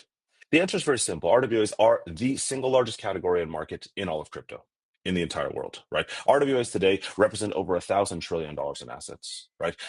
Crypto today is only 3 trillion, right? And so every subsector of RWAs, whether it's derivatives, real estate, alternative assets, equities, derivatives, all these types of things are ultimately hundreds of trillions of dollars. And so each subsector of RWAs is multiple orders of magnitude larger than all of crypto today. A single firm, BlackRock, is a $12 trillion asset manager. So a single firm is over 4 times the size of all of crypto today. Right. And you can see how this excitement and sentiment is reflected across crypto today, right? The best performing tokens of the year so far are RWAs. The best performing tokens of the last cycle are RWA tokens, right? And so you can see that it's beginning to happen and the excitement is coming and there's a lot of excitement. You can see what's happening around the world when it comes to both adoption and institutionalized management, all that kind of stuff. Now, the problem today, though, is very simple. Who here actually uses RWAs? Right? Who actually has gone through the KYC process and had to hold something and do the, QP and hold some, $1 million in assets and only be able to transfer things once in a while and actually use these products? The problem is very few, right? Despite all the hype and the promise, if you look at the stats today for RWAs, right? Go to RWA.xyz and you realize that usage across these assets is very small. Right? There's no volume, there's no TVL is used. All the same people, 50 users for these products, right? And that's the problem, right? Because at the end of the day, RWs today, despite the promise and the hype and the timing, right, and the excitement, it's all focused on mostly TradFi people coming to crypto to do TradFi things on chain, right?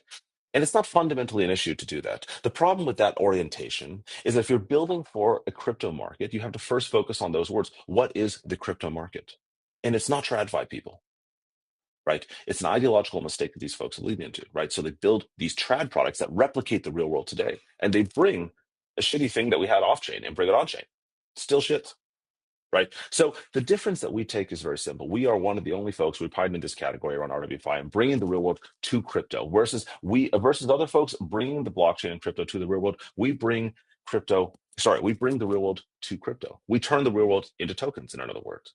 Right. And what we do, the token is, in our belief, a superior format. We think life on chain is better, right? And we think an open permissionless ecosystem is better. And ultimately, the token is a superior format, right? It's permissionless, it's open, composable. You can do anything you want with it. You can hold it, swap, stake, lend, borrow, etc. Right? We know that people like tokens today, so we want to make the real world and turn them into tokens, right? And make things open, permissionless, and usable, right? Now, it's not even just like an idea, if we actually zoom out for a second again, the number one product today, and both from a usage perspective in crypto, but also growth, and the best product and avenue for growth in crypto is an RWA. It's a stablecoin, right? And the stablecoin today, right, you can already see and is dominant in all dimensions, right? $200 billion in assets, right? And also, if you look at RWAs today, it's just 10 billion, right? And so the stablecoin is the dominant example. Now, the reason why people forget that the stablecoin, right, is in RWAs because the stablecoin is just crypto, right? You can easily use it as you do anything in crypto. You swap into things, you stake it, right? You can it's composable across DeFi and all that. So with Plume, we build the exact same environment, but focus on the real world, right? You can do anything and swap in anything in a crypto native context, crypto native experience on Plume as you do anything else, right? You can hold things from the world's largest financial instruments, right? Backed by BlackRock, Fidelity, or Apollo, or Invesco, or all these different assets that are yield bearing, straightforward, safe, stable assets, all the way to the complete other side, right? You can buy uranium. You can swap into Pokemon cards. You can hold camel tokens, right? You can do durian farms. You have all these kinds of things out there as well, right? So you can swap in and out of things and move into anything just as easy. You can put it into a lending pool. You can borrow against it. You can collateralize. You can put it into a perp stacks and gamble on it while you're still holding that asset, right? And all we're doing here, right, is really making these access to the real world again, right? And a lot of these things, for what it's worth, are yield-bearing assets, right? And the benefit of this is you get real yield, things that are coming in from the off-chain world into the on-chain, off-chain into on-chain. And so we're one of the only networks out there that are systematically built from the ground up to consistently bring in and grow crypto every single day by bringing new dollars in, right? And so not only that, when you get the real world, what the benefit is real yield. It's stable, it's safe, and it has size, right? Now you have composability. When you put it into DeFi, you can now loop and lend it and lever up like it says. You go from 5-10% yields that nobody cares about to 20, 25, 30, and you loop it a few times, right? With partners of ours like Morpho and others like that, right? Now you can also do things and earn real stable yields while getting token exposure, right? So you can earn Plume points, you can earn, other points and other tokens while you're getting real yield. So it's the best place to both not only get real yield, but also get token exposure at the exact time at good yields, right? And so that's the whole point and what we're doing at Plume, right? We want to make the real world into tokens. And when you do that, it begins to blur the line between tokens and the real world, right? So there's no more crypto native assets aboard us. They're all just tokens. So you can mix and match these things. And all we're doing right now is we're not already maxing up Plume. What we're trying to do is follow user behavior. When the world is up, you should hold tokens. When the world is down, you should hold RWAs, which people already do. Today, it's just a stable coin. So we're expanding the surface area in which people can interact with these things and then making those things composable and usable across all of DeFi. Right? And so that's the orientation for us today. We're about growing crypto, right? And it's reflected today. This is the largest category in the world. And you can see that's reflected in today's prices and today's what's happening. It's a unique moment in time where the entire world is aligned to actually tokenizing things and bring things on chain. So this is the opportunity for us and what we're building at Plume and why we're excited to bring this into Plume. Because it's not about replicating the real world on chain. It's about building a new world where the on-chain world and crypto native tokens and real world assets all live together and blur into one thing. So that's what we're doing at Plume. And thanks for getting a chance to share with everybody today. Thank you. Thanks a lot, Chris. And we have just one last part of this AMA, but it's no less exciting. We're now going to move to the community Q&A. So like in the first part, we will be unmuting 2 community members to ask their questions for the project. Please send your questions in the chat and also apply to speak so that I can cross-reference the speakers list or the applicants and the questions asked in the chat. And all of our wonderful speakers are welcome to respond to the questions raised. Now, let me check the questions and also who is applying to speak to ask them. Let's see. All right. Lincoln, please, I saw your question in the chat so many times. Please go ahead and ask. Hello. Hi. Can you hear me? Yes, we can. Please ask the question. Thank you for giving me the opportunity. My question is, what are the primary blockchain platform and technologies the team is currently working with, and what are the plans for future adoption? Thank you. Thank you for the question. So I'm just going to kind of reframe the question a little bit, and let's use this as an opportunity to talk about some of the innovation and kind of technology that you can highlight that you're currently working on and or are going to be introducing in the near future. So let's talk about upcoming innovative plans and technologies. Anyone wants to Sure. take this? I think, part of the question was also like, adoption or user adoption pillars. Story is a programmable set of smart contracts, so it's done through code, but that doesn't mean that only developers can access it. Of course, developers can build applications that then non-developers can use to register their IP. Story, we recently launched the portal. So if you go to portal.story.foundation, anyone can upload and register their intellectual property and set licensing terms for it. You can set non-commercial terms, you can set commercial terms, and anyone else can come to the portal and license it and use it, and also register remixes of that IP. And the cool thing is any IP that's registered across any application using Story is obviously going to show up, given that it's a shared state across the portal and across every other ecosystem app. So yeah, I think that's one of the key ways that we're already seeing thousands of artists starting to register their intellectual property, and we also, as part of this, as you can imagine, with a decentralized network, one of the challenges is, how do you validate IP, right? We're not going to be there as a centralized service verifying every IP. And so we actually invented the Story Attestation Service, which is a decentralized network of service providers that detect infringement, can attest to identity, and they independently attest to IP. So if you register an IP on Story, for example, via the portal, and it has commercial terms, it will automatically run through the Story Attestation Service and go through infringement checks. And these independent service providers will basically say, hey, this asset seems to be infringing or not, right? And then we also have a dispute module. So it's a pretty fascinating area of research, because we have to apply what has traditionally been done via very slow and centralized processes in a decentralized Web3 way. But it's very exciting, and I encourage everyone to go to the portal and start registering your IP. Yeah, maybe to add to that, I mean, I think things that we're doing at Plume um, to bring the reward on chain in a way that is easy, permissionless, and usable and composable by everybody is a combination of a lot of things that's very difficult. Broadly speaking, right, you have to do a ton of things around both legal, right, and compliance and all these things, and abstracting that away from everybody so you don't have to think about it, right? And also doing things like, fetching data, right?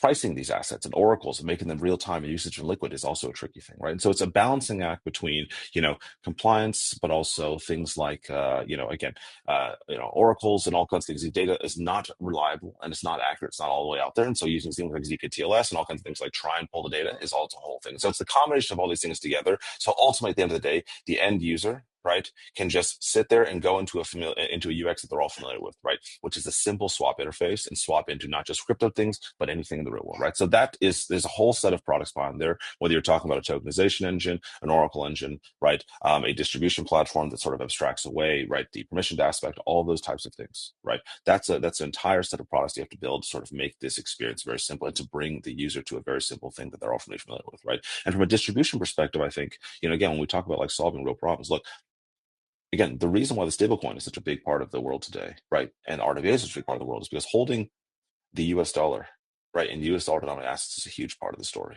right? When you're in other places across the world in emerging markets where you potentially have an unstable currency, right, and your native currency is devaluing, right, at the rate of 100 to 200% a year, so you're just losing money, right, aggressively by holding your own currency. Holding the stablecoin, right, is a godsend, right? It's the best product on the planet because now you're no longer just losing money, you're holding money at least. And now being able to access these different things, right?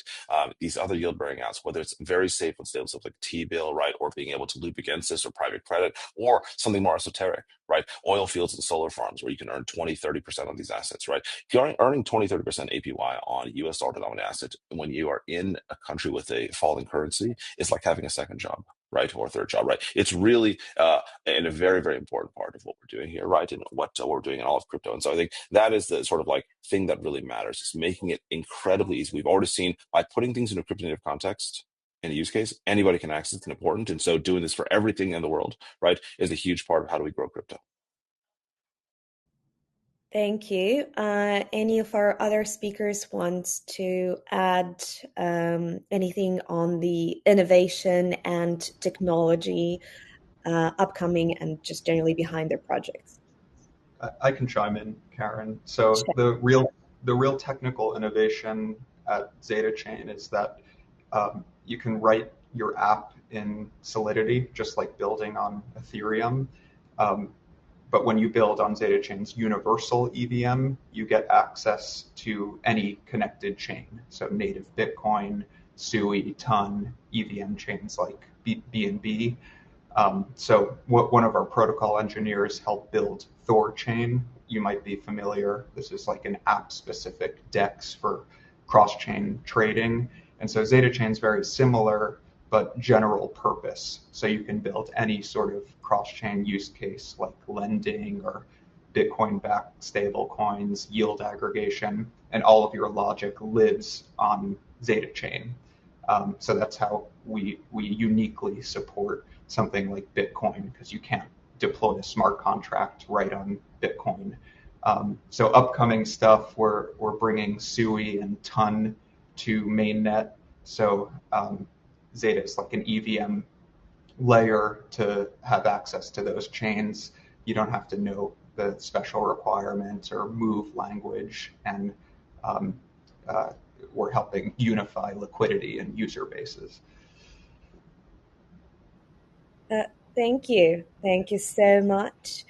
Any of our other speakers want to add? Yeah, Yep. I would like Hi. to chime in from the Walrus Network. Go ahead. Yeah, I mean, to us, one of the key challenge we wanted to tackle from the beginning was not just how to allow decentralized storage and retrieval of data.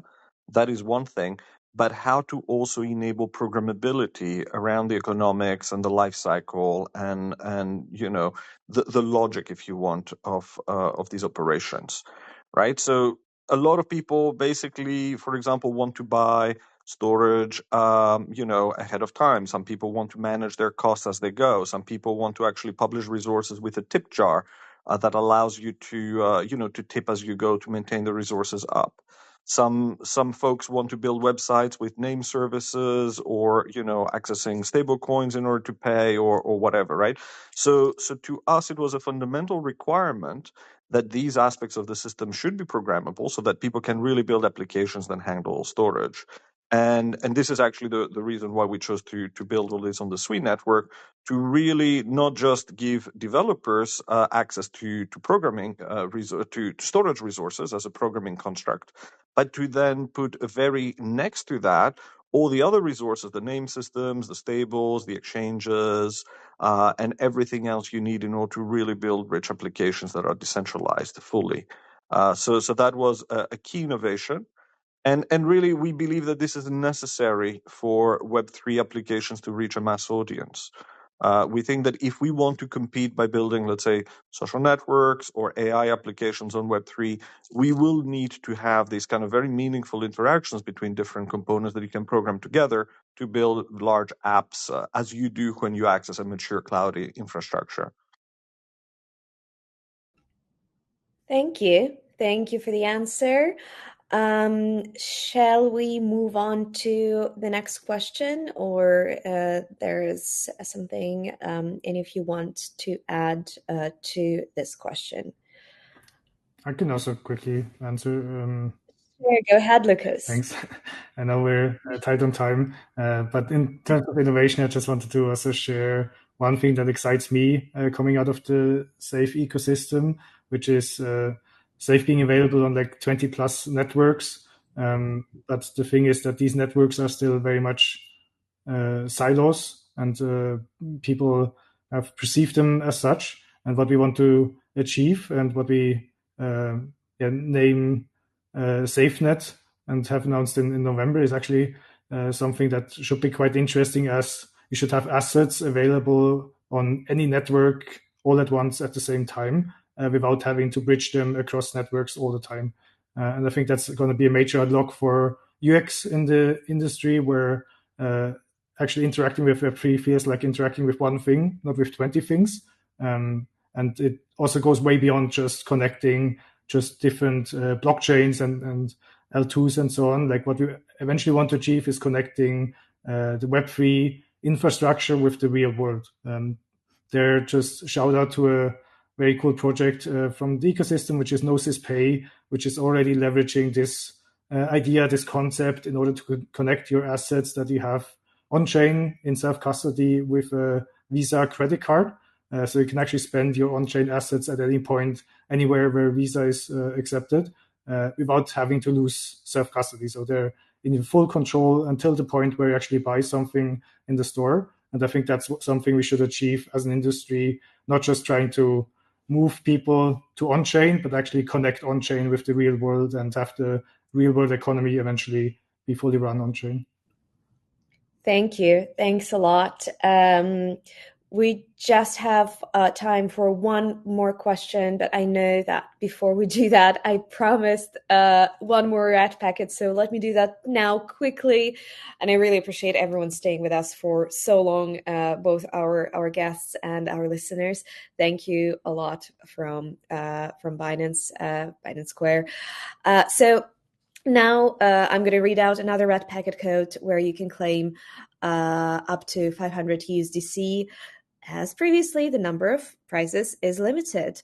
I will make sure that I will write it down correctly this time, and I apologize for the spelling error previously. So here's how you can claim the red packet. You will need to log into Binance, tap the pay icon, go to red packet, go to receive, enter the red packet code, tap claim now, and tap open to claim the red packet. And the red packet 4 is this. Vote now 1-2. The red packet is vote now 1-2. So it's a red packet and also a call to action. And with that said, let's move on to the last question of today. Let's see who has applied to speak and who has sent the questions. There are quite a lot of them.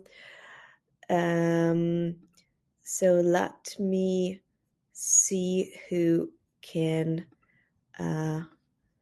answer them.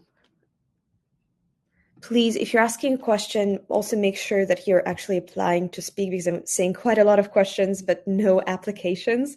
So that is a bit of a pickle to be in. So let's go ahead with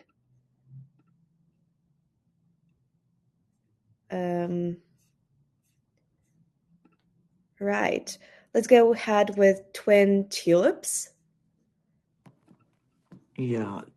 Do you hear me, Karen? Yes, we can. Please ask your question. Yeah, thank you so much for giving me once again another opportunity to speak. So my question is, what's new opportunity will open up for all the nominees about their project after being listed on the Binance? Can you specify the question, as in, like, what are the opportunities for our community, Binance community? That the projects are going to be Yeah, exactly. providing after. Yeah, exactly. If they listed on Binance. So the question is, what comes after, or do you believe in, love after being listed on Binance?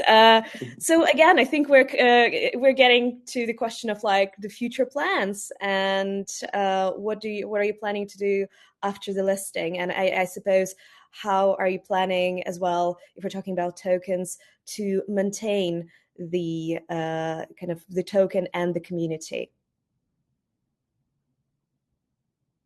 Okay, I can start again. Also, because I have a meeting that I will be late to, but I definitely want to answer. It's okay. It's okay. It's okay. I'm mainly coding. I'm mainly joking. So I think I think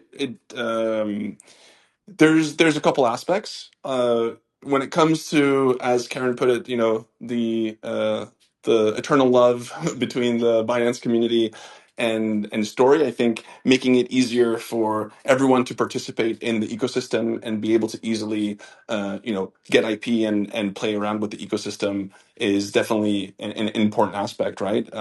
We are in a space where there's always going to be friction in acquiring tokens. If someone is somewhere, like for example, they love to stay within the Binance ecosystem and the token is not there, then it's obviously going to be easier for them to help govern Story, help use the IP token to check out the ecosystem maps and to register IP if that token is available on Binance. So that's obviously again a pretty obvious reason, but I think it's not one to underestimate. And the second thing is, much like Story is making IP, accessible to anyone, having as many places as possible to on ramp on Web3. But Binance is the largest exchange in the world, so it really is a lot of the default ways in which people go to on ramp into crypto, and we have ecosystem apps and we have infra to make it seamless to on ramp, but some people want to have full control of that on ramp experience, and being on as many top exchanges is always going to be a very important factor for that. So and I'm very much looking forward to all of the IP that the Binance community has, to see it on Story, to see it on the IP portal, and to check out all of the IP fi mechanics that we have available through our apps like Vario, for example, that allows liquid staking, but also IP restaking. So how do you pledge against IP to attest to its validity? Again, those are some things, but I'll leave it for the Binance community to explore once they can access IP on Binance, right? Thank Vote. Maybe I'll go second since I also have a hard stop in a minute ago. Sure. Go ahead, George. Yeah, I mean, look, the answer is quite straightforward for Walrus as a protocol, right? In order to store data, you need basically, in order to actually participate in the governance of determining who are the storage nodes that should be trusted by the community, you need WAL. And so when people ask me, okay, how do I go about using the decentralized store you have built? My first answer is, go basically get some token and start storing and start using the network. So to us, basically, this has an intrinsic kind of function within the ecosystem, and of course, having the Binance community on board is a key factor. Thank you, both of you. All right, any of our other speakers? All right, I see Chris. Yeah, maybe last thing. I think listing is one thing, on a path to something much larger. At the end of the day, this is helping us with distributions, with the community. It's allowing others to access and be a part of the story and help continue to build a decentralized world, right, where we can access all these things together. And so that to us is kind of how we think about it. I think more tangibly, right, what are we going to do after? What do we continue to do no matter what, right, is continue to work with the community to allow them to access these, products and access real yields all over the place, right? It's integrating, Plume more natively and directly into all different places. For example, we already work with Binance Web3 Wallet, right? But being able to simply click a button, right? Take idle stables, allocate them into real things, earn yield in a very safe, stable way against those things, loop against them all in a click of the button, and then go rotate to whatever you want after, right? So simple things like that, right? And allowing, the Binance community, no matter where you are, right? And across all the different Binance products, right? To be able to access these products in very, very simple, native, and intuitive ways where you don't have to think about a new chain or think about anything else, right? It's all kind of baked into the experience. You get the value, right, and benefits of doing this, right, from wherever you are already, right? And then from there, of course, we continue to add new products and new experiences, right? All that, directly to the community. So, I think a ton to do there, that's what we're excited to keep doing. Thanks, Chris. Yep, Jonathan. Yeah, if I may, thank you. So we've been building with BNB Chain for almost 4 years now. 2.5% of all BNB testnet transactions are actually from Zeta. And today on mainnet with like 25 BNB Chain compatible apps. So we're going to keep building, and the utility for Binance users is access to native Bitcoin and these other chain ecosystems. So your vote will help accelerate what we're already doing with the chain. And then the question about opportunities for Binance users, we're doubling down on learn to earn campaigns live on exchanges like Coinbase and Upbit, and we hope to bring these kinds of opportunities to the Binance community. Thank you. Thank you, Jonathan. I think, Lucas, you're the last one left. Is there anything you want to add to the question before we wrap up? Sure, I'll keep it short. We've never been chasing listings and been squarely focused on building value. And we see listings more as a retroactive validation of what we're doing resonating. And so for me, what will change with a Binance listing is primarily that we see the Binance community being excited about what we're doing, and obviously then kind of seeing potential in Safe and being excited about the future of it. Thank you so much. It's been a long AMA, so I really, really appreciate everyone for who stayed with us till the end, and especially a huge thank you to all of our speakers from all of the 11 projects who've joined us today. You are wonderful, and it was a great honor and pleasure to have you here with us. Just a quick reminder before I wrap up. The voting is live until April 9th, so make sure you cast your vote. You must hold at least 0.01 BNB in your master account and be a verified user to vote, and you can vote for up to 5 projects, and head to the official Binance Square vote to list post to cast your vote. Just click onto the profile where I'm joining from. And on that note, that's a wrap. This is the end of our session. Thank you from the bottom of all of our hearts for joining today. And if you have any questions, make sure to follow all of the projects on Binance Square, and of course, follow Binance Square official account for all of the latest updates. Thank you, and have a wonderful weekend. Thank you. Thanks for having us. Bye-bye, everyone.